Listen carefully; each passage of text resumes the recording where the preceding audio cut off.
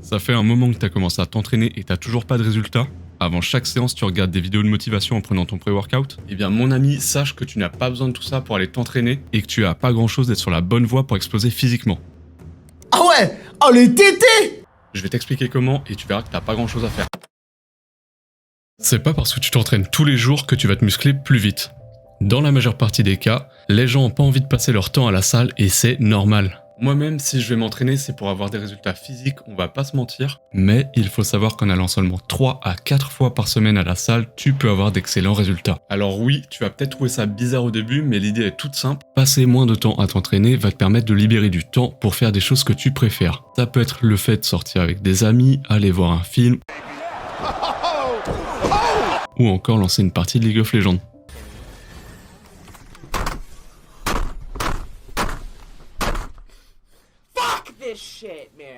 Pour commencer, tu vas pouvoir choisir des exercices polyarticulaires que tu adores pratiquer, admettons les dips, tractions et squats, et l'objectif ça va être de progresser sur ces mouvements en ajoutant des répétitions, du poids ou des séries. Alors oui, on veut tous avoir des épaules et des pecs énormes parce qu'on regardait Dragon Ball quand on était petit, mais c'est pas en t'acharnant sur des exercices d'isolation que tu vas devenir énorme. Ils vont venir après tes exercices polyarticulaires pour t'aider à progresser sur ces premiers ou pour attraper un éventuel point faible. Au passage, est-ce que tu savais que t'étais pas obligé de faire de la muscu pour avoir un gros physique? Fais le sport que tu veux, mais fais le sport que tu aimes le plus. Si ton truc c'est l'escalade, fais de l'escalade. Si c'est la boxe, va boxer. J'aime me battre.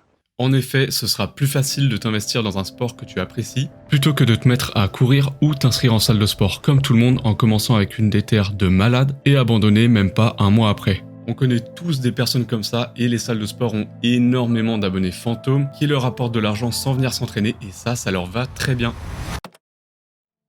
Avoir des objectifs, tu le sais, ça va te permettre de garder une certaine discipline pour aller t'entraîner et ajouter une petite couche de motivation par-dessus. Pense au fait de te lever pour aller travailler tous les jours, peut-être que tu bosses dans des bureaux, que tu fais un métier manuel ou que tu vas à l'usine, ça tu le fais par discipline et ce qui fait que tu continues à y aller tous les jours, c'est l'argent qui représente ton objectif. Maintenant, si on vient à augmenter ton salaire, ta motivation pour aller travailler va augmenter et c'est exactement ce qu'il faut quand tu vas t'entraîner. Tu dois savoir pourquoi tu vas à la salle. La raison qui m'a poussé à commencer l'entraînement il y a quelques années, c'est parce que j'en avais marre d'être tout maigre et mes objectifs c'était de prendre du muscle tout en prenant du poids. Du coup j'ai commencé à m'entraîner 4 fois par semaine exclusivement au poids du corps, puis je suis passé en salle avec l'arrivée du mauvais temps. Concrètement, je voulais passer la barre des 60 kg tout en étant capable d'enchaîner 20 tractions à la barre, les deux ont été largement atteints depuis.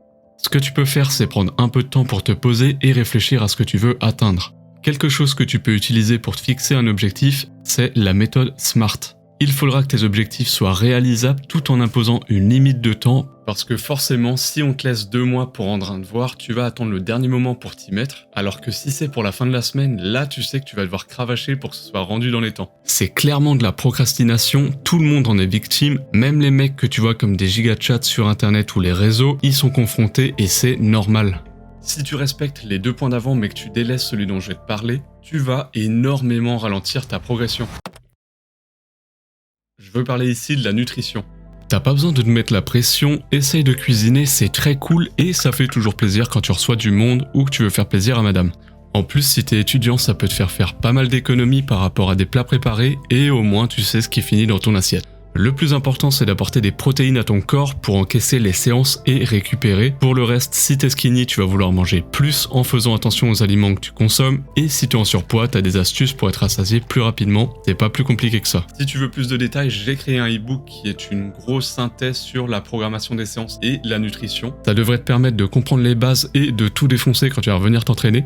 La vie, c'est un shonen et si tu mets les moyens qu'il faut au bon endroit, tu vas devenir inarrêtable. Regarde Guy Maito quand il concrétise toute une vie d'entraînement pour son combat contre Madara. Tu le vois ouvrir la porte de la mort et j'en ai des frissons à chaque fois que je revois les extraits. Tout ça pour dire que je veux t'apporter les connaissances qui ont marché pour moi et qui vont réellement te permettre d'obtenir le physique que tu veux si tu y mets les moyens. On trouve tout et son contraire sur internet quand il s'agit de musculation et certains n'hésitent pas à te vendre des programmes en capitalisant sur ta détresse. C'est comme pour les gainers, généralement c'est rempli de merde, et comme beaucoup de skinny, j'en ai acheté parce que j'étais désespéré pour prendre du poids, alors que le faire toi-même avec de la whey, des flocons d'avoine et des fruits mixés, ce sera bien plus rentable et tu sais ce que tu mets dedans.